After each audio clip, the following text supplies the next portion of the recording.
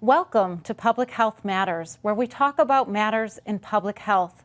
I'm Jane Goodman, Public Health Network Services Coordinator for the Division of Public Health and Community Services.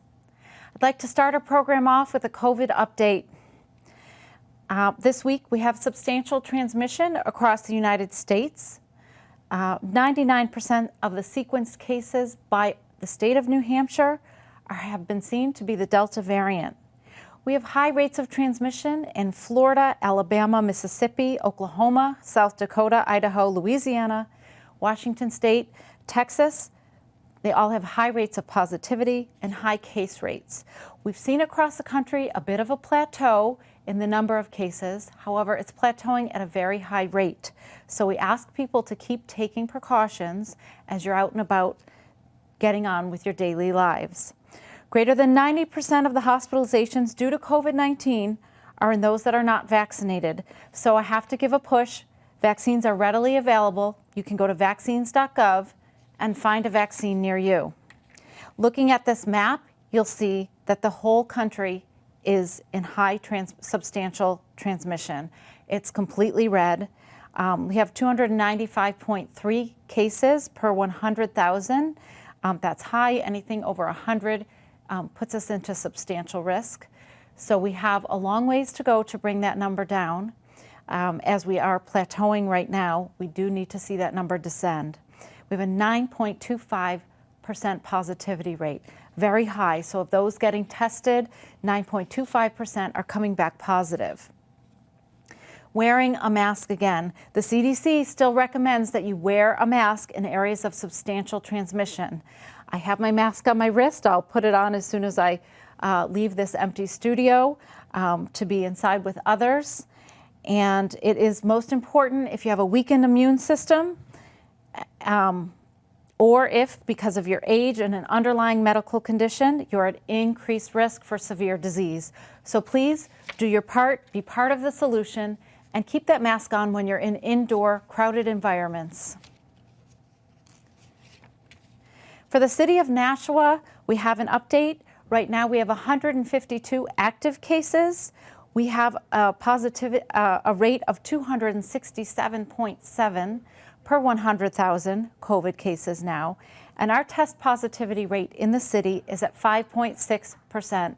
So significantly lower than the nationwide rate, but still above 5%, which does put us into a caution area. In Greater Nashua, we have 438 active cases. So you can see that the region is being deeply affected by COVID-19 as well. It is not just the city. As far as people that are vaccinated, again, our city has 51.4% of the population fully vaccinated, and in Greater Nashua, it is the same rate. In New Hampshire, we're a little bit higher at 54.1%. Just some words of advice from public health and from the CDC and the FDA. There's been a lot of talk in the news about using ivermectin as a treatment for COVID-19. What is ivermectin? It's a medicine used to treat parasitic worms. It is used mostly in large animals, horses, sheep, large game. It is sometimes used for human consumption for certain things such as head lice and rosacea. It is by prescription only when used in humans.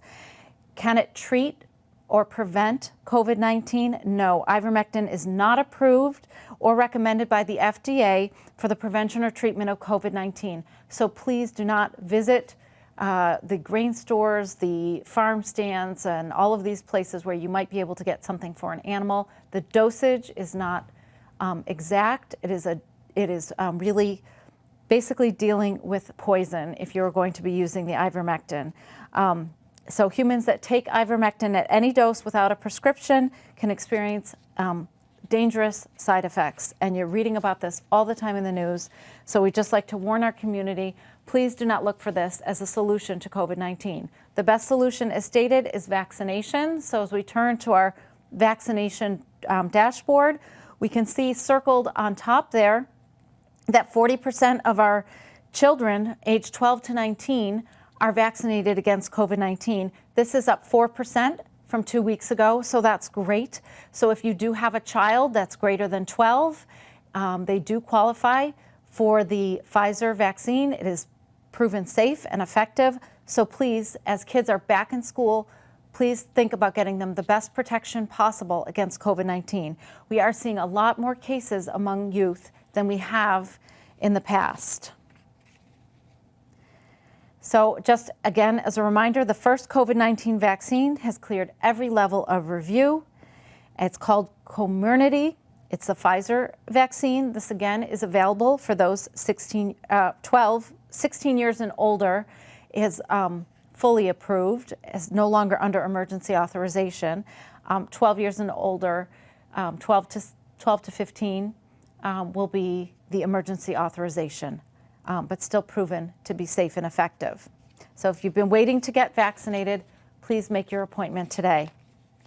And then just finally, a small discussion about the third dose versus a booster shot. Again, this is all over the news. A third dose of the vaccine is for individuals with moderately to severely compromised immune systems because they may have the reduced ability to mount a response to the vaccine.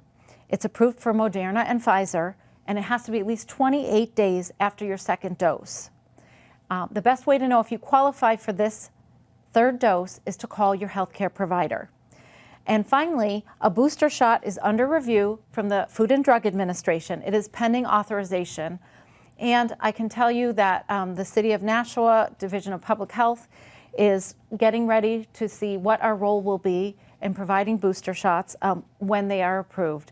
Right now, it will not look the same as it did with the first series of shots because our volunteer cadre has decreased.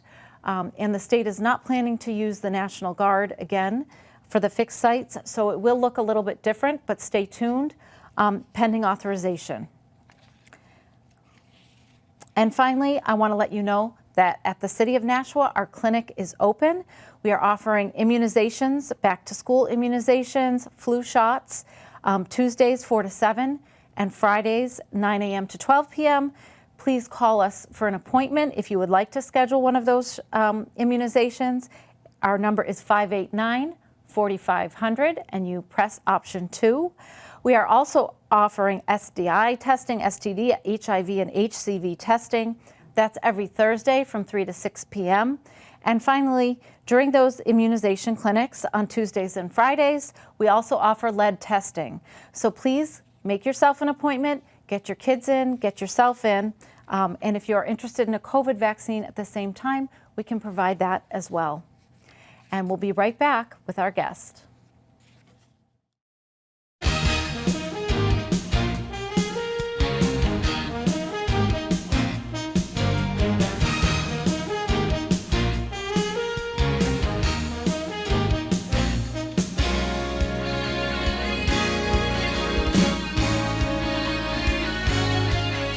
Welcome to Public Health Matters, where we talk about matters in public health. I'm Jane Goodman, Public Health Network Services Coordinator for the City of Nashua, Division of Public Health and Community Services. I'm joined today by Vanessa Palange from Ready, New Hampshire. Welcome, Vanessa. Thank you so much for having me today, Jane. I really appreciate you coming on. September is National Preparedness Month.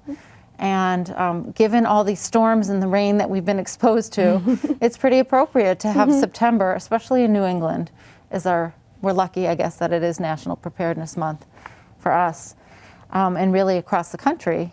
Is that true? It is a national day. Yes, it's a national preparedness campaign that goes on across every state in the country. Different states do different ideas. Sometimes they do social media campaigns, there can be events surrounding it. There's a lot that's been going on. Mm-hmm. So tell me about Ready, New Hampshire, since we really, as much as we care about other states, we really want to know about New Hampshire and what's going on in New Hampshire, or how you function at least here. Mm-hmm.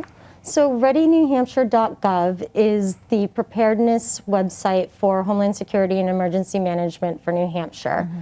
We have a lot of great tips on how to keep yourself prepared before an emergency, because we want people to prepare before an emergency happens. And so we tell people, stay informed, have a plan, make a kit, and get involved. And that's kind of each portion goes over that.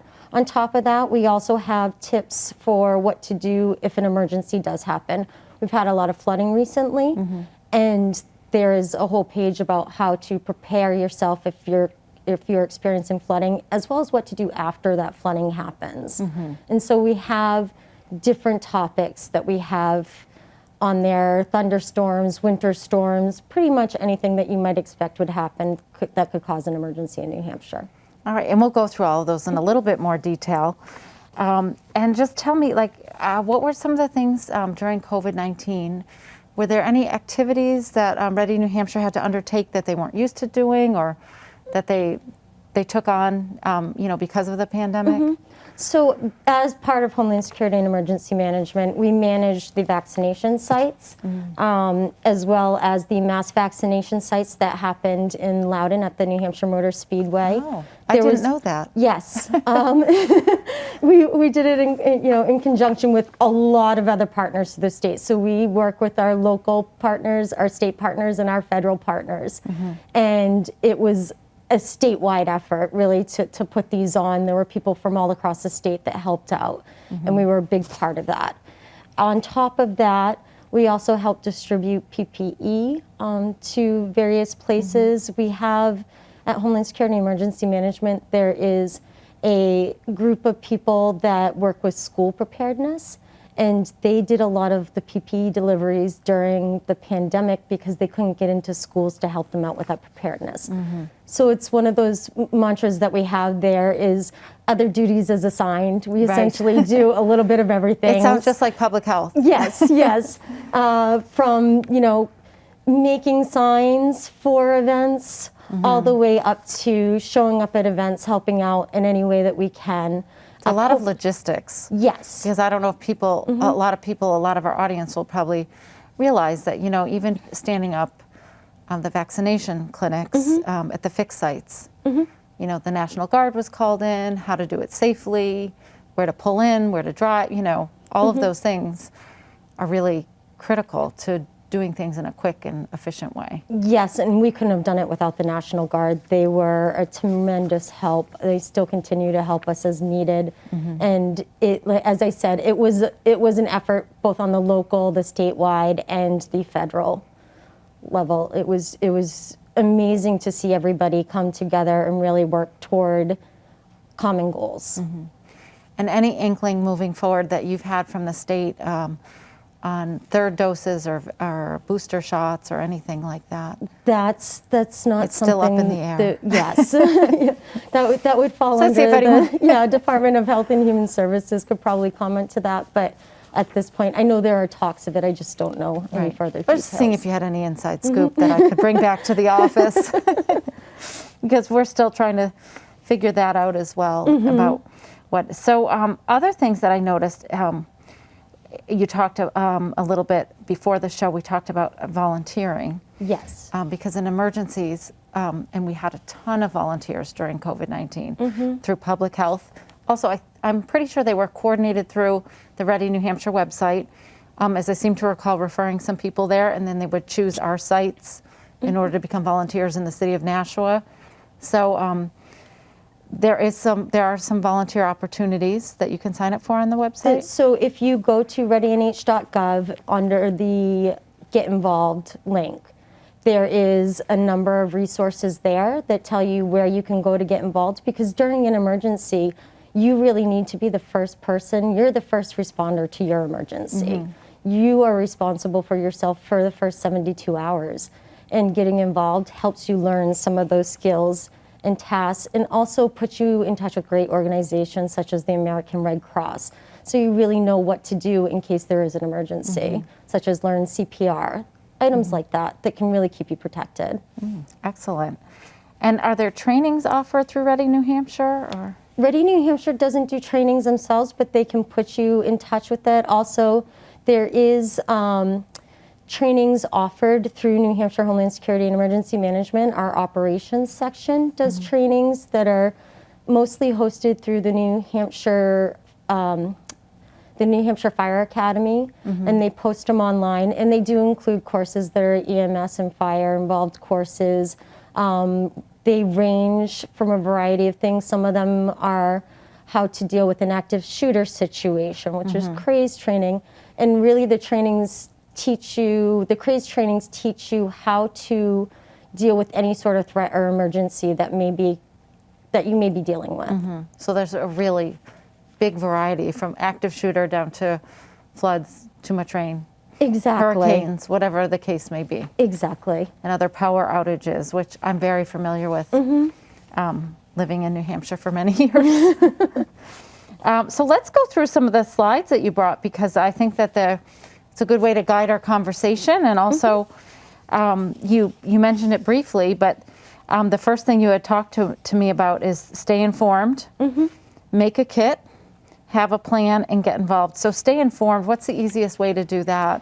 There's a variety of ways that you can stay informed. One of the ways that we suggest is signing up for NH Alerts, which is an alert function. It'll give you weather alerts, as well as a variety of other things, including down to the mundane, if there might be some sort of crash in the area, or I saw it used as well to let people know, for example, in Hollis, that they were doing vaccinations.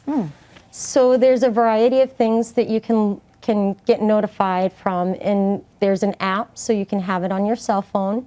But if you don't have an app, you can still sign up, and you can get it in other ways as well. Like a text message. Exactly, or I believe you can get certain notifications to a landline and other sort of devices.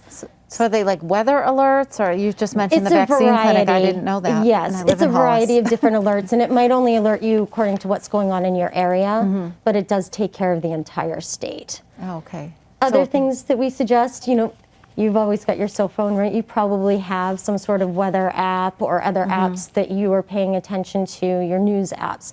So we say to make sure you're listening to the radio, especially during an emergency. We recommend, as part of that kit, that you have a NOAA radio, so that you can and that means crank a NOAA radio. NOAA, so it's a weather radio, Okay. a weather alert radio, but a lot of times it's either battery powered, or sometimes you can get a crank powered one as well. Okay. So you don't have to worry about not having electricity, and you can still keep those updates coming. Okay. Also paying attention to your local media outlets as far as any sort of information that may be coming, and listening to your local officials as well.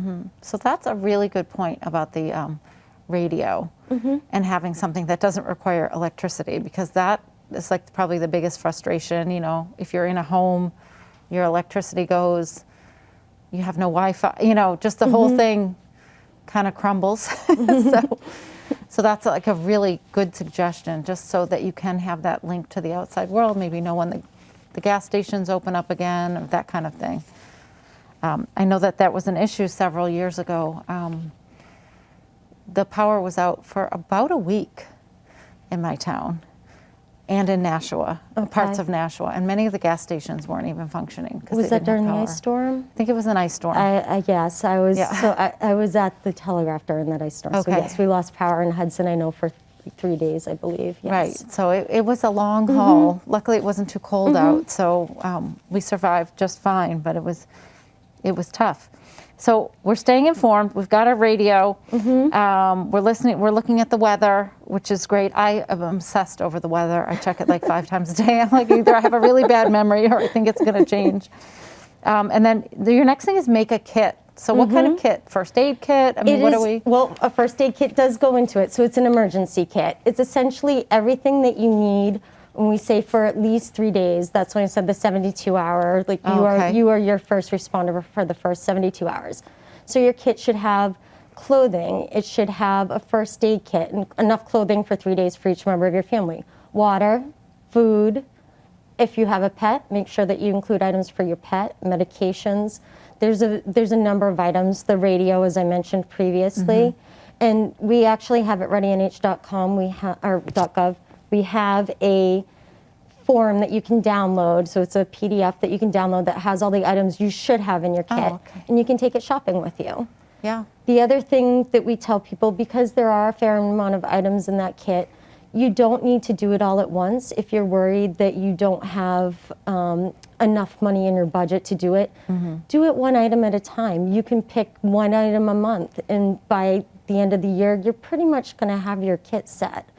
So that's a good thing to know as well. And you want do you want it all in one place? I mean, I'm thinking like clothing, you know, if you have a family or whatever, does everyone kind of just put a couple outfits aside for themselves, or? It should all be in one place. That way you can, you know, if there is an emergency, you can just grab that kit and go. You don't need to wait and pack everything in it. The other important thing is important documents. We have a contacts card also at readynh.gov that you can download, where you write down all your contacts, because if you somehow damage your cell phone, lose your cell phone, can't have your cell phone charged, many people don't know the numbers that they need to know for an emergency, or I their am family one of them. numbers.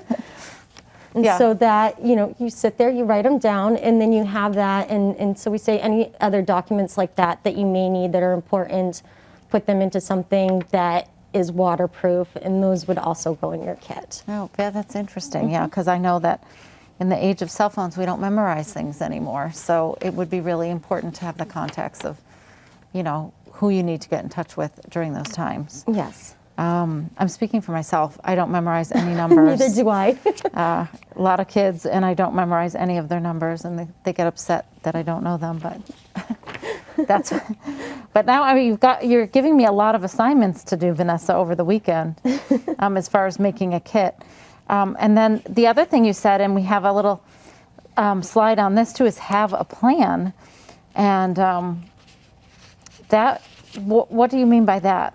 If there were to be an emergency, do you and your family know where to meet if you get split up? If there, even from the simplest, if there's some sort of fire or something that forces you out of your house, do you have a spot close by that is in a safe area that you can meet up?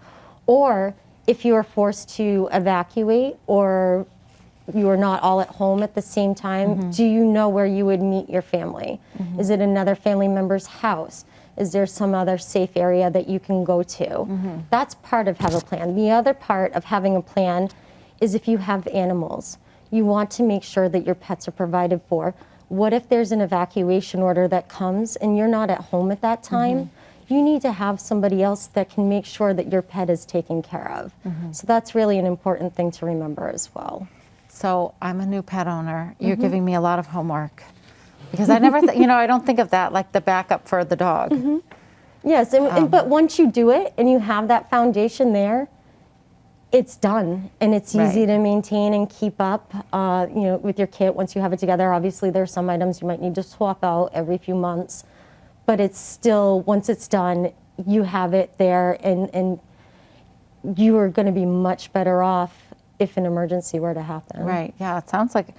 I mean, these are all really important things. I know I'm familiar with the have a plan around, you know, for example, for fire, for example, you know, we always say in our house, you meet by the mailbox. Get out of the house and meet by the mailbox, just as an example. So everyone's accounted for. We have some ladders. Our kids are a little bit older now, but we did at the time. There's a ladder in their closets if they need to get out the front window, those kind of things. For having a plan. And then the last thing on your list is to get involved. And we talked a little bit about that, but it's worth reviewing about how to get involved and why. As I had mentioned before, so part of getting involved gives you those first aid training and skills, and also allows you to be part of the community. It embeds you in the community, so during an emergency, you already kind of have a sense of what needs to be done and how you can help. At readynh.gov, under that Get Involved tab, there is, as I said, a number of different ways that you can do it. American Red Cross is one of those. There are several other volunteer groups. There's ways to get CPR training. That way, when something happens, you already have that training, and you don't need to rely on others in order to get help. You can actually help the others. And you have a lot of suggestions on the slide, like join a community emergency response team or CERT team, volunteer or donate to the National Voluntary Organizations active in disasters. How do they say that? NVOD? Oh, that it? VODE, yes, yes. I was like, wow, they make another acronym Yes, that we can't pronounce. we are all about our acronyms at Yeah, Homeland so are Security we and at Emergency Management, yes. Yeah, we are too. And then take FEMA trainings because you are the help until it arrives, right? Yes. And some of those FEMA trainings too, as I said, they are offered through the New Hampshire Fire Academy, but there are also independent study courses that you can go online and do. And they kind of just give you an understanding of what's happening in an emergency. So it gives you a little bit of the thinking that you may see when officials are trying to take care of an emergency. So you can do that, on your own. Just go on the website. Yeah, so you don't have to be part of the CERT volunteers or any of these volunteer groups or the Red Cross. You can do this as an individual just to take a basic, and what it may help you prepare a kit or think about, some of the other things that you wouldn't normally think about. Yes. So great awareness, great tips. People are going to be putting their weather apps on or getting warnings. We have a weather watch as opposed to a weather warning. Yes. If you could just explain a little bit of the difference between those two. So for a lot of major weather events, there is what's called a watch, and then there's a warning. A watch means that some of that threatening weather could be coming to your area and that you should prepare in case it does. This could happen for a thunderstorm. It could happen for a hurricane. It could happen for flooding. Watch means to be prepared. If there is a warning, that means that that bad weather is imminent. It's either going to happen in your area or it is already happening. Okay. And at that point, you need to take action. For example, for a flood, tell people get to higher ground immediately. Because that's one of the largest problems with flood is the low-lying areas and water coming up. Same thing, other messaging of turn around, don't drown. Oh, yes, You we've would seen not that. believe how many people decide to drive through flooded waters, and it ends up in a lot of deaths. And so we really tell people to heed those warnings. Same thing with thunderstorms. We've got a when thunder roars, go indoors. A lot of rhyming. I like rhyming. Yes, 'Cause I can rhyming remember is that. easy to remember. So there's a lot of rhyming, and these are just things that you need to know to do if you see that warning. But if you hear the watch and you're prepared, you've got your kit, you've made a plan, that already puts you in a better spot once that warning comes. And if we hear a thunderstorm, our dog lets us know if they don't like it. I'm very familiar with that, very familiar. It's kind of our own built-in warning alert system, but they usually let us know if the thunder's like right overhead because they just get scared and become cuddly. So that's really important to understand the difference. And I've noticed, like, even on television, if you're streaming something, there's a lot of warnings now. The technology is very different now.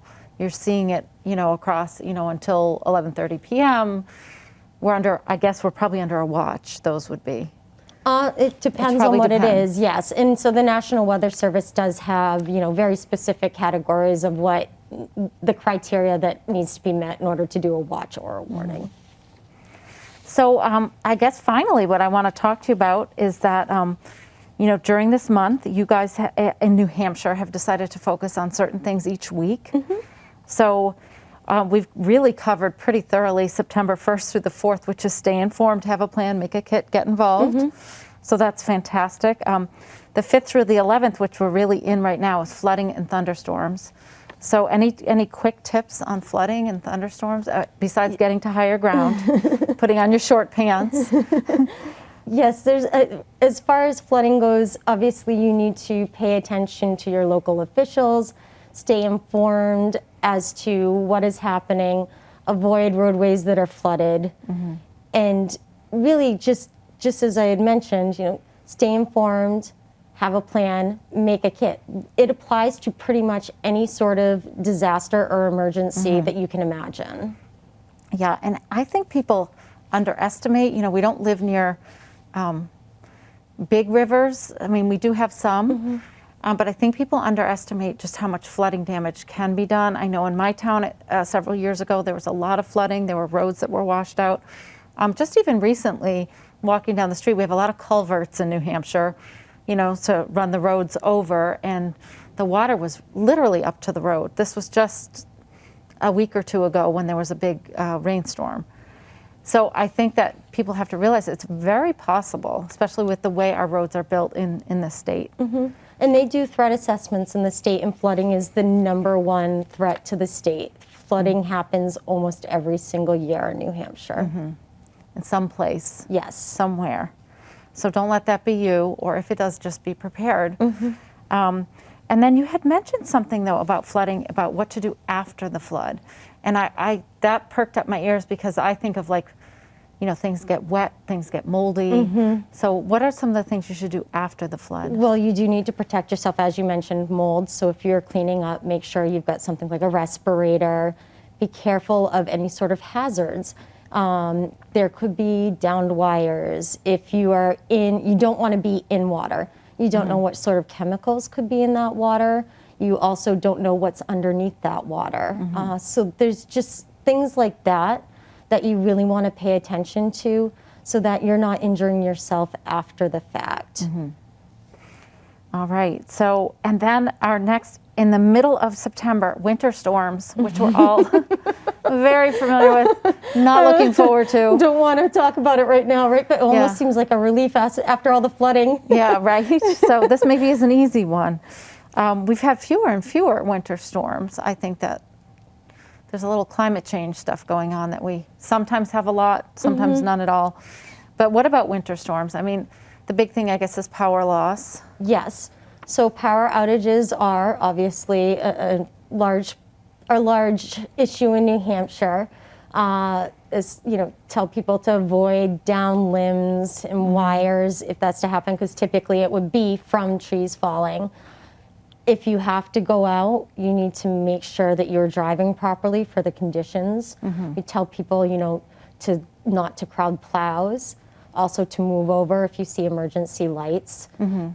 It's a lot of the same, as I mentioned, the same things that we're used to keep yourself safe. And if you do have a power outage, you should also make sure that you have your utilities contact number on hand, inform them that you lose power so that they are aware.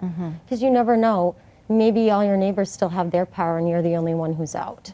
So that's something to remember, as well as making sure if a storm is coming that you charge your devices ahead of time so that you're able to use your phone if there is an emergency. So one thing that we have in our house, which might be helpful, is we have a little battery pack. We keep it in our cars, but when we know that there's a storm coming, we haul it out. We charge everything in it, and it's just really helpful. It's very compact. It's heavy, but it's just a great thing. It's a great tool to have in an emergency if you do need to charge things. That is excellent, as well as they have solar chargers now too. And if it's a cloudy day, that's probably not going to help a whole lot. But if it's sunny out, that can help you out as well. Yeah. So we're getting through winter, and now we're kind of in the season too of hurricanes and tornadoes. Which are really unpredictable. As we just saw with Henri. We thought we were going to end up having a lingering rain that was going to stay over the state for at least a full day, maybe longer. And we really missed the brunt of that storm because it was just so unpredictable. But we were prepared, and I will say in the city of Nashua, they really got prepared from behind the scenes and had a plan in place and had all the agencies of the city get together prior to that, had calls on the weekend to make sure that we were prepared, because you just didn't know how much rain, how much wind, were things going to go out, and this really is a season. We haven't had too many tornadoes. I know we've had a microburst in my town.